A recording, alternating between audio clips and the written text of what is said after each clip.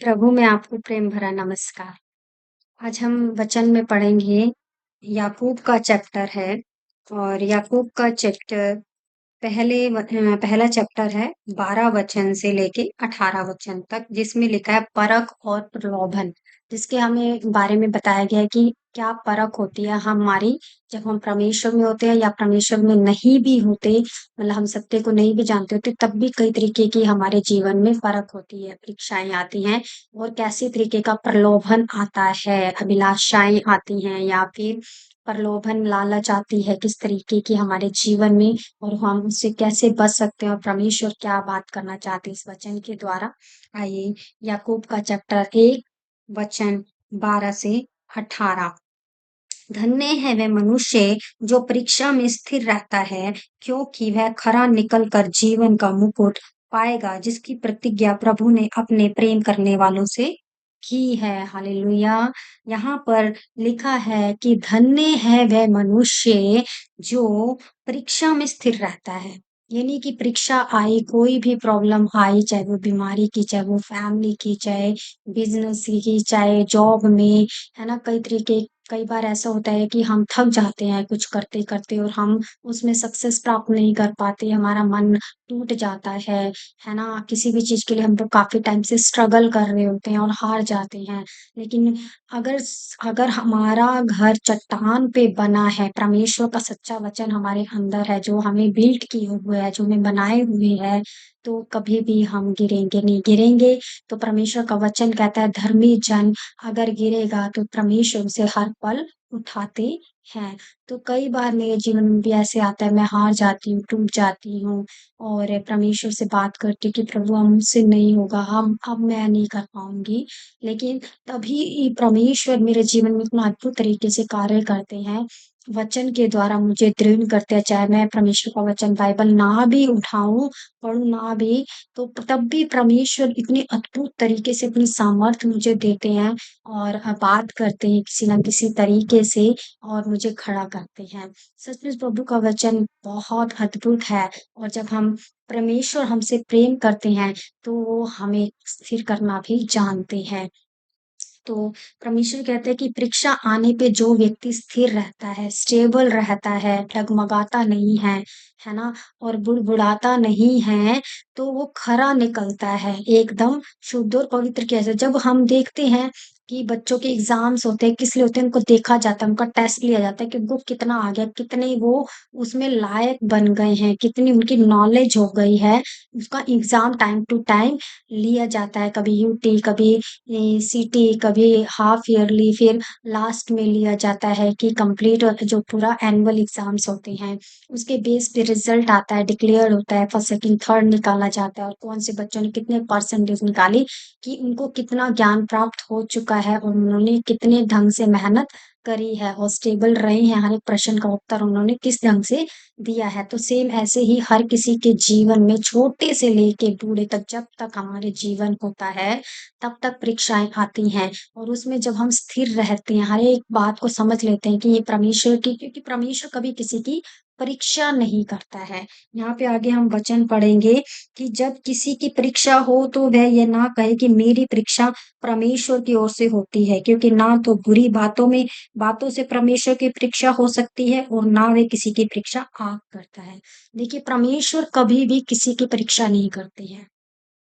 ये केवल शैतान होता है जो हमारे ऊपर हावी हो जाता है, अलग-अलग चीज़ों को लाके हमारे मन में कई तरीके की अभिलाषाएँ लाके, जिसकी वजह से हम उसमें आ जाते हैं, दुःख में आ जाते हैं और हम खुद ही अपने आप में परीक्षा में पड़ जाते हैं। परमेश्वर हमेशा शांति देने वाला प्रभु है। प्रभु कभी भी अपने बच्चों को दुःख नहीं दे सकते, कभी भी नहीं, और कभी भी वो अपने बच्चों की परीक्षाएँ नहीं ले सकते, है ना? किसी भी गलत चीज़ से परीक्षाएँ नहीं ले सकते। हाँ, वो हमें स्थिर करते हैं, हमारे जीवन में कई तरीके की बातें होती हैं ताकि हमें सिखाते हैं, है ना? लेकिन वो कभी भी ऐसी परीक्षा नहीं करते कि जिससे हमारा मन बहुत बेचैन हो जाए, दुःख हो जाए, है ना? तो आगे हम क्या पढ़ते हैं कि परंतु प्रत्येक व्यक्ति अपनी ही अभिलाषा से खींचकर और फँसकर परीक्षा में पड़ता है। फिर अभिलाषा गर्भवती होकर पाप को जनती है और पाप जब जड़ पकड़ लेता है तो मृत्यु को उत्पन्न करता है। तो जब किसी की अभिलाषा होती है कि मेरे को ये चीज़ मिलनी चाहिए, है ना? तो उसमें पढ़ के वो कैसे भी कोई भी काम को करना चाहता है, ताकि उसकी वो ज़रूरत को पूरा हो जाए। और वो चीज़ें हैं, मान लीजिए किसी के पास बहुत पैसे हैं और तो वो अपने आप उससे अपने लिए हर एक घर की अच्छी सुंदर चीज़ें बनवाएगा, घर बनवाएगा, लेकिन दूसरे के पास पैसे नहीं है, लेकिन वो सामने वाले को देख के कि मेरे रिश्तेदार के पास या मेरे पड़ोसी के पास इतनी अच्छी-अच्छी चीज़ें हैं, तो मुझे भी ये सब चाहिए, ऐशो-आराम चाहिए।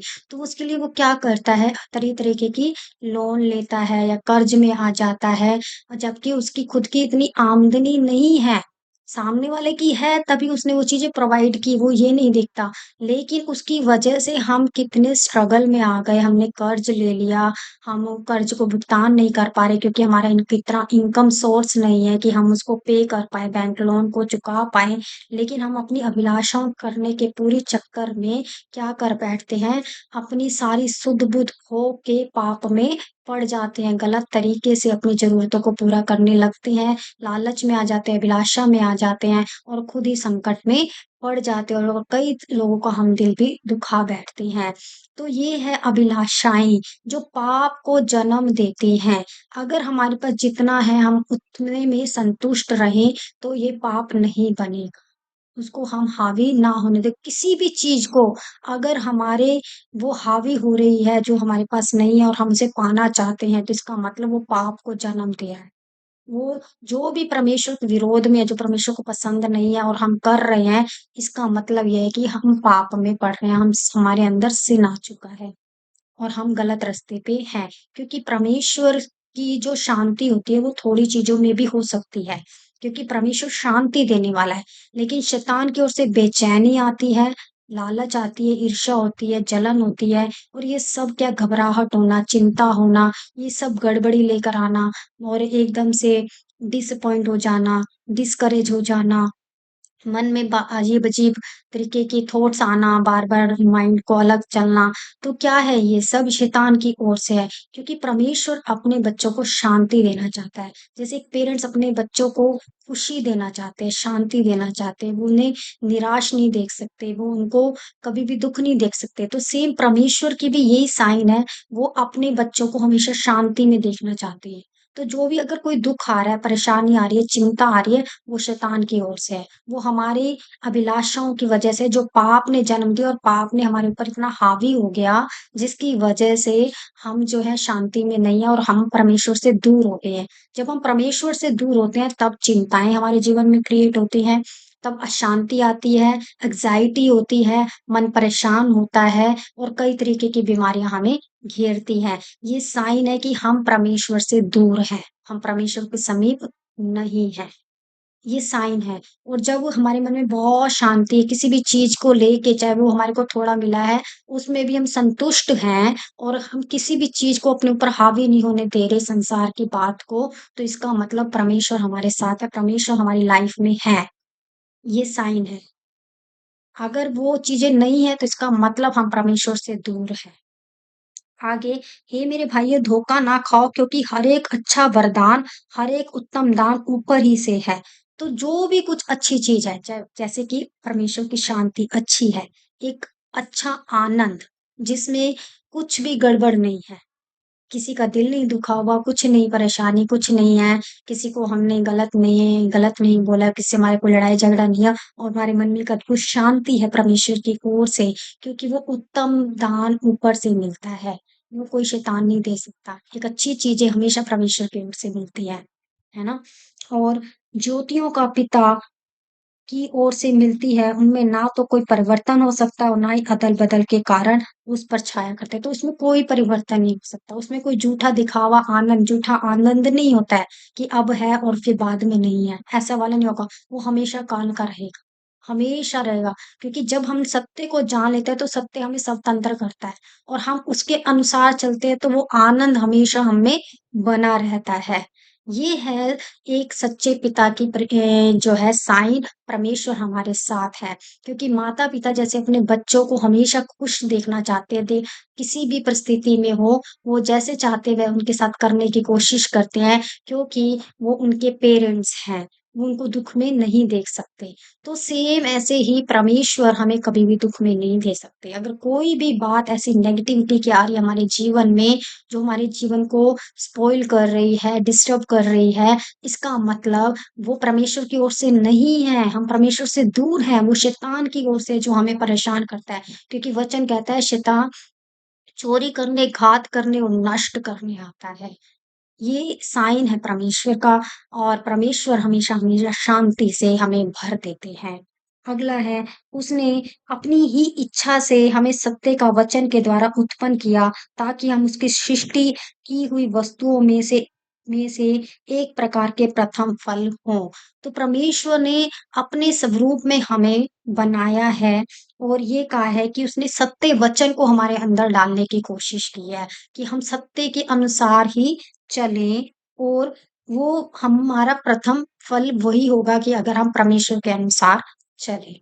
ये सत्य वचन है और 1 कुरिन्थियों का चैप्टर 10 वचन 13 क्या कहता है कि तुम किसी ऐसी परीक्षा में नहीं पड़े जो मनुष्य के सहने से बाहर है। परमेश्वर सच्चा है और वह तुम्हें सामर्थ्य से बाहर परीक्षा में ना पड़ने देगा, वरन परीक्षा के साथ निकास भी करेगा कि तुम सह सको। देखिए, अगर परमेश्वर देख रहा है कि मेरा बच्चा तकलीफ में है, अगर कोई परीक्षा हो रही है, परमेश्वर हमें कुछ सिखा रहे हैं, तो वो सामर्थ्य से बाहर नहीं होगी कि हम बर्दाश्त ना कर पाएँ। ऐसा वाला कोई भी परीक्षा परमेश्वर नहीं करेंगे हमारी, कि हमारे सामर्थ्य, हमारी शक्ति से बाहर हो, है ना? और सामर्थ्य से बाहर हो, परीक्षा में ना पड़ने देगा और वरन परीक्षा के साथ वे हमारा निकास भी करेगा, कि हमें उठाएगा भी, हमारे को सँभालेगा भी। अगर कोई भी परीक्षा ऐसी है, अगर हम परमेश्वर के अनुसार चल रहे हैं, परमेश्वर हमें सिखा रहे हैं, तो फर्स्ट ऑफ ऑल वो कभी भी ऐसी परीक्षा हमें नहीं देंगे कि हम सँभल ही ना पाएँ। और साथ के साथ अगर परीक्षा वो करेंगे भी तो हमें इस तरीके की अद्भुत शांति से हमें भर के रखेंगे कि जो बहुत ही अच्छी शांति होगी वो हमारे को खड़ा करेगी, ना कि हमें एकदम से गिरा देगी, डिप्रेशन में पहुँचा देगी, हॉस्पिटल में पहुँचा देगी, ऐसी वाली नहीं वो परीक्षा करेंगे। अगर हम अपने बच्चों को ताड़ना देते हैं, जो हमारे अपने बच्चे हैं, माता-पिता देते हैं, तो वो उतनी ही देते हैं कि जितना बच्चा बर्दाश्त कर सके। ऐसा नहीं कि उसको जेल में भिजवा देंगे, उसको समझाएँगे, उसको कहेंगे कि हम तेरे साथ अच्छा हम तेरे को ये सब नहीं देंगे। इस तरीके की ताड़नाएँ देंगे छोटी-मोटी ताकि वो उसको समझ जाए। लेकिन इस तरीके से नहीं करेंगे कि वो सँभल ही ना पाए। उसके पूरा सपोर्ट करेंगे, साथ-साथ उसको समझाने के साथ-साथ उसका सपोर्ट भी करेंगे ताकि वो सही रास्ते पे आ जाए। अगर उसका परमेश्वर अगर हमारा इम्तिहान लेते हैं, तो हमारा निकास भी करते हैं। तो हाँ, अगर हम अभिलाषाओं में पड़ के पाप में पड़ रहे हैं, तो हम ऐसा ना करें। हम ये प्रलोभन से बचना है, कई तरीके के प्रलोभन हमारे जीवन में आते हैं। अपॉर्च्युनिटीज़ ऐसी दिखती हैं कि बहुत अच्छी हैं, लेकिन वो परमेश्वर की ओर से नहीं होती हैं। वो शैतान की ओर से होती है हमें लालच में डालने के लिए ताकि हम फँस जाएँ गलत रास्ते पे चल पड़ें। लेकिन हमें ये देखना है कि क्या सचमुच ये परमेश्वर की ओर से है। कोई हमें लालच तो नहीं दे रहा है, कोई चीज़ें बहुत सुंदर दिखाता है, लेकिन हम उसके बहकावे में आते हुए मार्केट में हम कहीं जाते हैं, तरह तरीके की चीज़ें होती हैं। और हमारा मन करता है कि ये भी ले लें, वो भी ले लें, जबकि हमारी उसकी ज़रूरत नहीं है। लेकिन हमने उसके लिए क्या-क्या प्रलोभन हो गया, हमारे मन में एक अभिलाषा आ गई, हमारे को लगा कि ये घर पे हम लेके चले, चाहे वो घर में लेकर आने के बाद वो चीज़ वहीं पड़ी रहे, सड़ जाए, कुछ भी होए, कभी उसका इस्तेमाल ना हो, लेकिन हमारा क्या हुआ, पैसे भी खर्च हो गए और वो चीज़ जो लेकर आए, उसने वो जगह को घेर लिया, जबकि उसका कोई यूज़ नहीं है। कई लोग ऐसे करते हैं कि अलमारी में इतने कपड़े हैं लेकिन फिर भी और भरते जाएँगे जिसका कोई यूज़ ही नहीं है ना? केवल किस लिए कि हमें नए-नए ब्रांड लेने हैं, नए-नए डिज़ाइन्स लेने हैं। तो परमेश्वर ने हमें हर एक चीज़ दी है और हमें सँभल के हर एक चीज़ को करना है। परमेश्वर ये नहीं कह रहा कि हम कुछ खरीदें नहीं, कुछ पहने नहीं, पैसा परमेश्वर ने दिया पर हम सही जगह इस्तेमाल करें। अगर नहीं है तो परमेश्वर ने कैसे हमें बताया कि हमें सिस्टम से रहना है, उस तरीके से परमेश्वर हमें रहना सिखाते हैं और हमें भी रहना चाहिए, हमें प्रलोभन में नहीं आना चाहिए। तो इस वीडियो के द्वारा प्रभु आपको आशीष करे, हम अपनी हर एक चीज़ पे नियंत्रण करें और परमेश्वर से कहें कि हमें भी इन चीज़ों से, बुराइयों से, प्रलोभन से और जो भी हमारी परख होती है, चाहे वो शैतान की ओर से, चाहे परमेश्वर हमें कुछ सिखाना चाहते हैं, हम बचें, स्थिर रहें और जो मुकुट परमेश्वर ने हमारे लिए रखा है, जैसे परमेश्वर ने चाहा है, वैसे हम बन के उस मुकुट को प्राप्त करें। प्रभु आपको आशीष करे। God bless you.